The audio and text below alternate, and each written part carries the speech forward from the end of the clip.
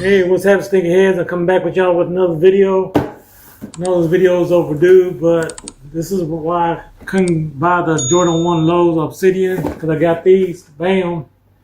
See that Nike box? The color reads Air Jordan 1 Low OG, white, dark powder blue, black. So open these bad boys up. Of course, you already seen these before. But bam, we got the shoe right here.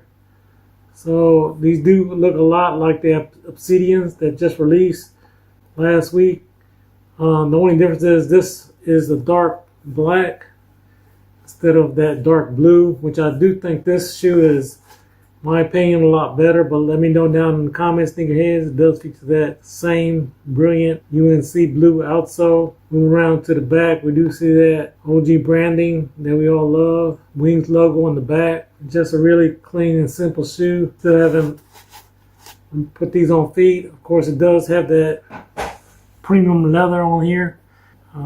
Very nice color in my opinion. And right here on the side, this tumble leather as well. They did the shoe very well. And it does feature some extra laces.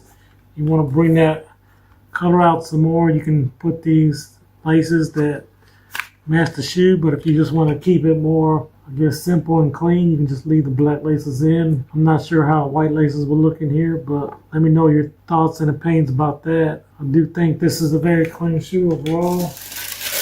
That's why I couldn't purchase the Jordan 1 Obsidians that just came out, because I already had these in my collection. But you see this insole. Don't treat that Nike Air. It does come with these nice cardboard. I wish Jordan brand would do this with all their shoes, give you this nice cardboard, but sometimes they'll just put that tissue paper in there. So we just get whatever we can get, I guess.